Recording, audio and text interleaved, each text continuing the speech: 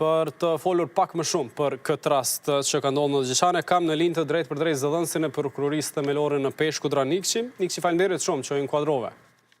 Përshëndetje edhe për ju në studio, Aris. Keni autorizuar policinë që të ndërmarrin hapat e nevojshëm për të arrestuar të dyshuarin. Çka dije deri tash?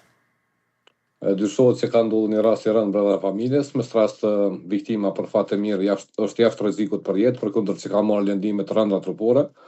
Ndërkaq prokuroria e shtetit nga departamenti i krimeve të rënda ka shkuar në spital për ta vizituar viktimën dhe për të kuptuar më shumë rrethana, ku edhe njëkohësisht ka autorizuar policinë e Kosovës përkatësisht hetimet rajonale të policisë së Kosovës në Pej për ta lokalizuar personin e dyshuar dhe më pas për ta arrestuar, ku siç e potencuat edhe ju, ky rast është cilësuar si vrasje në tentativë dhe gjithashtu janë autorizuar policia e Kosovës që të mblidhen gjitha provat të cilat më vonë do të shërbejnë në këtë procedurë penale. Dihen motivet në bazë të bisedës që ka pas prokurori rastit me viktimën në këtë rast? Për shkak të ndjeshmërisë së rastit që ka ndodhur brenda familjes, duhet jemi rezervuar në dhënien e informatave, mirë po derisa nuk e kemi edhe personin e dyshuar në prezencë penale, nuk mund të flasim për motivet.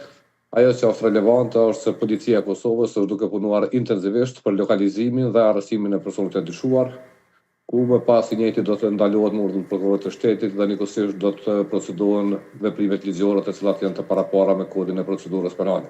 Pra, ende as nuk është lokalizuar i dyshuari, a keni informacione se është arratisur nga shtëpia ose nga komuna ku jetonte, ose thjesht ende nuk kanë arritur në gjurmët e tij autoritetet? Besoj se në afat optimal policia e Kosovës të njëjtin do ta lokalizojë dhe do ta arrestojë dhe për këtë çështje do t'ju mbajmë të informuar ju dhe opinioni publik. Ajo që është më së relevante është se personi që ka psuar lëndimin këtë rast babai i tij është jashtë rrezikut për jetën, përkundër se ka marrë lëndime të rënda nga goditja në kokë dhe në pjesë të tjera të trupit. Mirë po për fatin e mirë është jashtë rrezikut për jetën, ndërkaq policia e Kosovës, siç e potencova, është duke punuar intensivisht që ta arrestoj personin e dyshuar. Dhe nuk ka anëtarë të tjerë të familjes të përfshirë, të azëm, që janë viktime e rastit, apo jo?